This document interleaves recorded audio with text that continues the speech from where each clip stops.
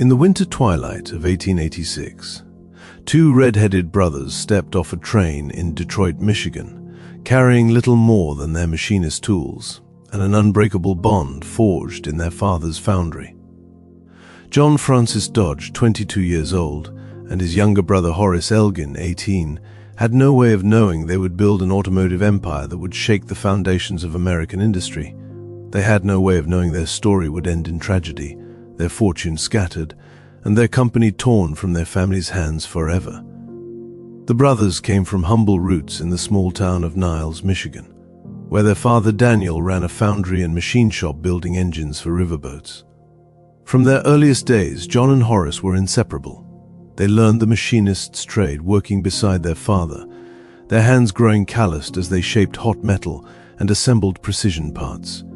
When the railroad boom began strangling the river traffic business, the family packed up and moved north, first to Port Huron, then finally to Detroit, where the brothers found work at Murphy Boiler Works.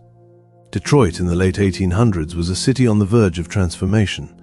The air smelled of coal smoke and possibility. John and Horace worked steadily, saving every penny, learning every technique. In 1894, they crossed the Detroit River to Windsor, Ontario, where they took jobs at the Canadian Typograph Company, building machines that cut type for printing presses with near-perfect precision. It was here that Horace's mechanical genius began to shine. While John possessed the sharper business mind and did most of the talking, Horace could look at a machine and see not what it was, but what it could become. In 1896, Horace invented and patented a dirt-proof ball bearing for bicycles. It was a simple innovation, but it changed everything.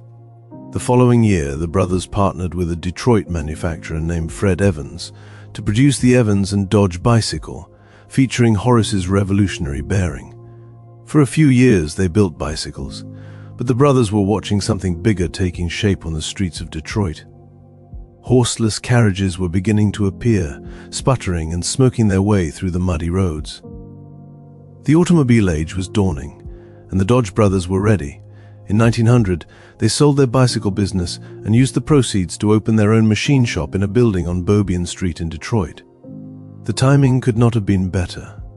Ransom Olds had just erected the first automobile plant in Detroit the previous year. By early 1901, the Dodge brothers were supplying him with engines. Their reputation for quality and precision spread quickly through Detroit's burgeoning auto industry. In 1902, Olds placed an order that would make the Dodge brothers' fortune, 3,000 transmissions. It was an enormous contract, and the brothers delivered flawlessly, establishing themselves as one of the largest parts suppliers in the nascent Detroit automobile industry. But an even bigger opportunity was approaching. In 1903, a young entrepreneur named Henry Ford came calling. Ford had big dreams but limited capital. He needed someone who could build the mechanical heart of his automobiles with precision and reliability. The Dodge brothers made a bold decision. They turned down a lucrative second contract from Oldsmobile and instead retooled their entire plant to build engines exclusively for Henry Ford's new company. The deal included something unprecedented. The brothers received a 10% share in the Ford Motor Company for their original investment of just $10,000. It was the deal that would make them millionaires many times over. For the next decade, the Dodge brothers became the engine that powered Henry Ford's revolution. They didn't just supply parts. They redesigned components, improved efficiency, and solved countless mechanical problems that arose as Ford ramped up production. By 1905, they were receiving tens of thousands of dollars in dividends. By 1910, they were so successful they built a massive new factory in Hamtramck, Michigan, covering 24 acres. It was the largest and best-equipped machine shop in Detroit. John served as vice president of the Ford Motor Company during these years, but the relationship between the brothers and Henry Ford was complicated. Ford needed the Dodges, but he didn't like being dependent on a single supplier. The Dodge brothers, meanwhile, chafed at working in Ford's shadow. They were rich beyond imagination, but they weren't building cars under their own name. When Ford began constructing his revolutionary moving assembly line in 1913 and started eyeing 2,000 acres along the Rouge River for expansion, the Dodge brothers saw the writing on the wall. Ford was planning to bring all manufacturing in-house. They gave him a year's notice on their contract. The brothers had one more fight with Ford before they parted ways. In 1915, Ford stopped paying dividends to shareholders, claiming he wanted to reinvest all profits into the company. The Dodge brothers, holding 10% of Ford Motor Company stock, led a shareholder lawsuit against Ford. They won. Ford was forced to resume dividend payments. But Ford had his revenge. By 1919, he systematically bought out every shareholder who could oppose him, consolidating complete control of his company. He paid the Dodge brothers $25 million for their stock. It was an astronomical sum, but it also meant their decade-long relationship with Ford was finished. The Dodge brothers didn't need Ford anymore. They had been preparing for this moment. On November 14, 1914, the first Dodge automobile rolled off the assembly line in Hamtramck. It was revolutionary. While most automakers were still building cars with wooden frames covered in sheet metal, the Dodge brothers automobile featured an all-steel body. It had a 12-volt electrical system when most cars used 6. It had a sliding gear transmission. The brothers sold 249 vehicles in the last weeks of 1914. The next year they sold 45,000. By 1915, ranked third among America's best-selling automakers, the brothers poured their souls into their automobiles. They tested prototypes at John's country estate, Meadowbrook Farms, a 320-acre property near Rochester that John and his third wife Matilda had purchased in 1908. The rolling Irish hills of Oakland County became a secret proving ground where the brothers could push their vehicles to the limits away from prying eyes. They invited their factory workers out to the farm on weekends to relax and enjoy the countryside. It was an unusual gesture from men of their wealth and status, but the Dodge brothers never forgot where they came from. They were rich, but they were not refined. Both brothers had fiery red hair and tempers to match. They drank heavily. They brawled in bars. Horace once got into a fight and then threatened to kill the newspaper owner who reported it. John, quick-tempered and aggressive, could be crude and profane. Detroit's elite wanted nothing to do with them. John was denied membership in the Detroit Club. When the Grosse Pointe Country Club refused to admit Horace, he built an enormous mansion on the adjacent property with a 12-car garage facing the country club, deliberately making as much noise as possible with his automobiles. If you're enjoying this deep dive into automotive history, make sure to subscribe to the channel. We're uncovering the forgotten stories and tragic tales that shape the cars we drive today. But the brothers weren't just troublemakers. They were deeply civic-minded in their own way. Horace served as undersheriff of Detroit. At Christmas in 1917, while touring the county jail with the mayor and sheriff, he learned that one of the prisoners was a former Dodge Brothers employee named Dubbs, held on manslaughter charges. Horace immediately posted bond so the man could go home for Christmas. The following year, Horace personally shook hands with every one of the 200 prisoners in the jail, wishing each a Merry Christmas. In his palm, he concealed a dollar bill, which he pressed into each man's hand as they shook. The brothers donated extensively to causes throughout Detroit. They gave to the Salvation Army, the Detroit Symphony Orchestra, the University of Michigan's Engineering College, Protestant orphanages, and churches of all denominations, including the African Methodist Episcopal Church and the Hamtramck Polish Catholic Church, where many of their employees worshipped. Unlike many of their contemporaries, the Dodge brothers maintained complete ownership of their business. They never had a board of directors to answer to. They never borrowed money from banks.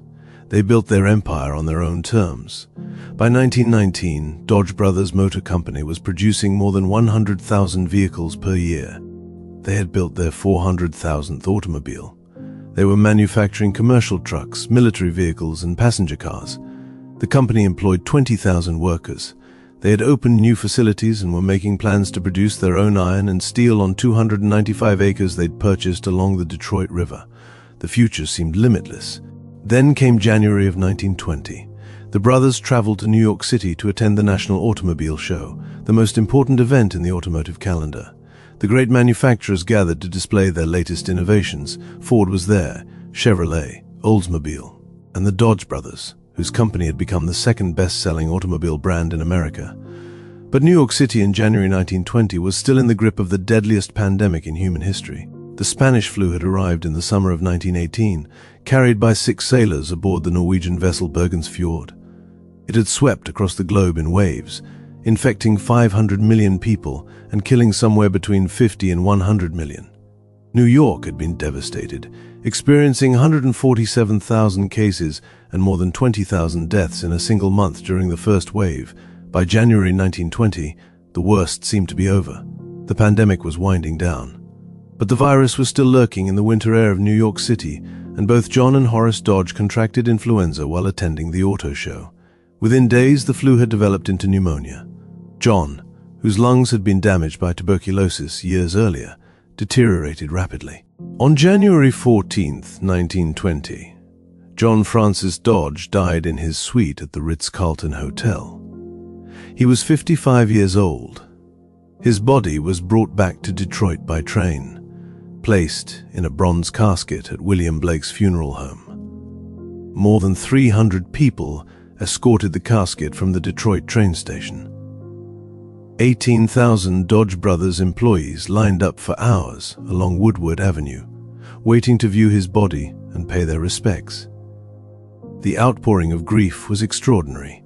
John's widow Matilda and their children were too stricken to attend the funeral. Henry Ford, despite their bitter legal battles, was reportedly devastated when he heard the news. He and his son Edsel served as pallbearers. John was interred in the family's Egyptian-style mausoleum at Woodlawn Cemetery, guarded by two Sphinx statues.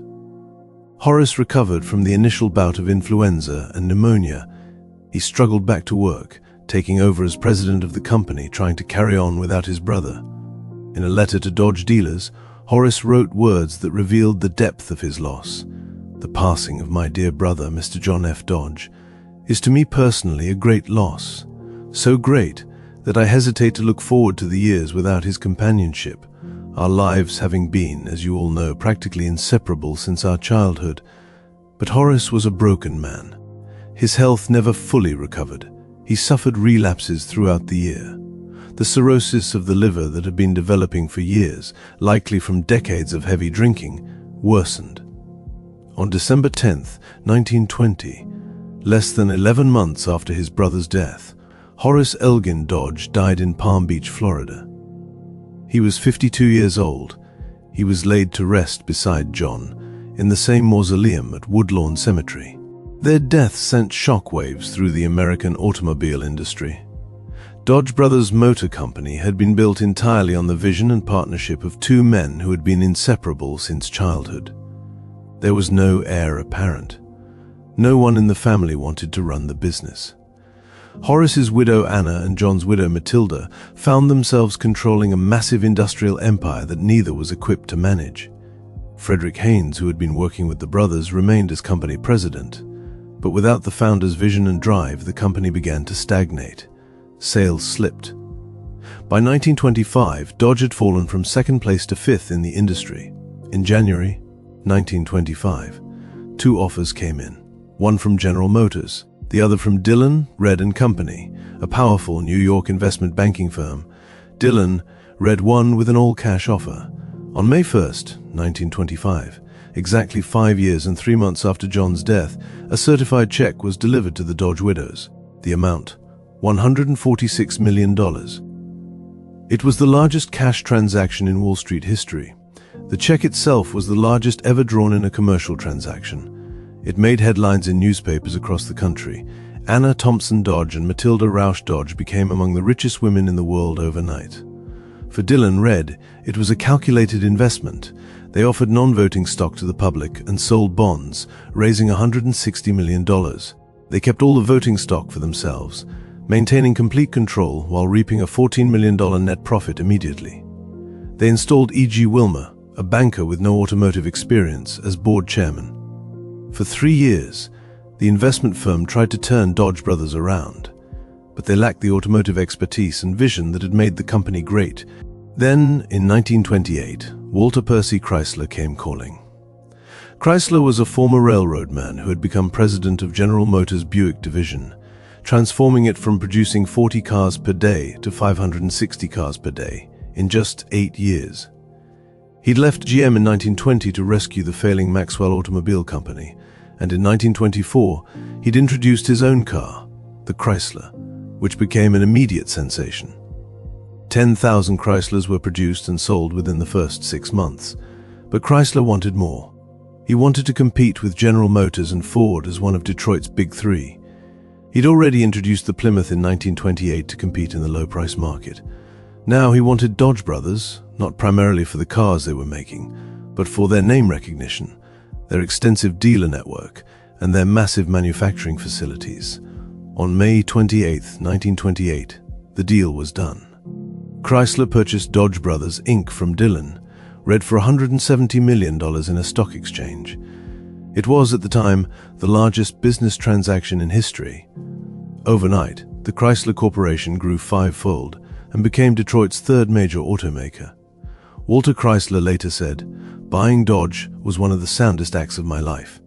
I say sincerely that nothing we have done for the organization compares with that transaction." The Dodge name continued, but it was now a division of Chrysler, no longer the independent company the brothers had built with their own hands. The tragedy extended beyond the loss of the company.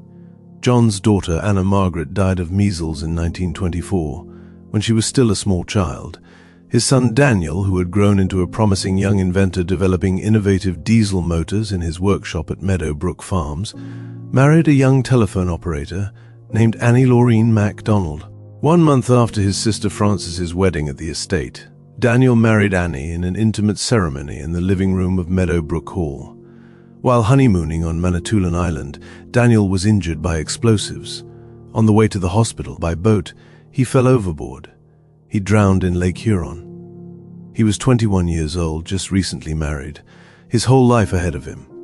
Matilda Dodge Wilson, John's widow, went on to marry Alfred Wilson in 1925 and eventually donated the entire Meadowbrook Farms estate, including the magnificent Meadowbrook Hall she built after John's death, to Michigan State University. The gift helped establish what would become Oakland University in 1963. Anna Thompson Dodge, Horace's widow, outlived her husband by 50 years, passing away in 1970. Upon her death, she left funds to the city of Detroit for the construction of the Horace E. Dodge and Son Memorial Fountain, which still stands in Hart Plaza today. The Dodge brothers' story is one of the great what-might-have-beens in American automotive history. When both brothers died, Dodge employed 20,000 people and could produce 1,000 cars per day. The company was America's number 2 automaker, trailing only Ford. They were innovators who had helped Henry Ford build his empire, then broke away to build their own. They created the first all-steel automobile bodies. They pioneered 12-volt electrical systems. They built trucks and cars that earned a reputation for durability and dependability that the Dodge name carries to this day. But without the brothers' vision, without their inseparable partnership and relentless drive, the company they built could not sustain its momentum. Within 5 years of their deaths, the Dodge family had lost all control of the business. The company passed through the hands of investment bankers who saw it as a commodity to be bought and sold. When it finally landed with Walter Chrysler, the Dodge name survived, but the independence was gone forever. The Spanish flu pandemic that killed John and Horace Dodge claimed more than 50 million lives worldwide, but few of those deaths had such far-reaching consequences for American industry. If the brothers had lived another decade, another 20 years, the automotive landscape might look entirely different today. Dodge might have remained independent, a third pillar alongside Ford and General Motors. The innovations that John and Horace might have pioneered, the cars they might have built, remain forever in the realm of speculation.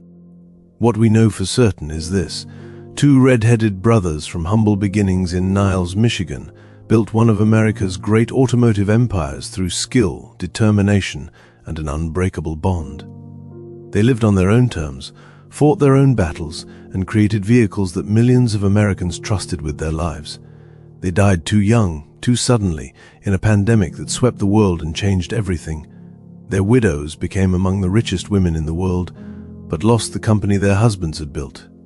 Their children and grandchildren carried the Dodge name but not the business. The Egyptian mausoleum at Woodlawn Cemetery, where John and Horace Dodge lie side by side, guarded by Sphinx statues, stands as a monument to their brief but brilliant partnership. The Dodge name lives on in millions of vehicles on roads around the world. But the dream of Dodge Brothers Motor Company, independent and unconquerable, died with the brothers themselves in 1920. If you found this story as fascinating as we did, Hit that like button and subscribe for more deep dives into the forgotten chapters of automotive history. The roads we drive on today were paved by people whose stories deserve to be remembered.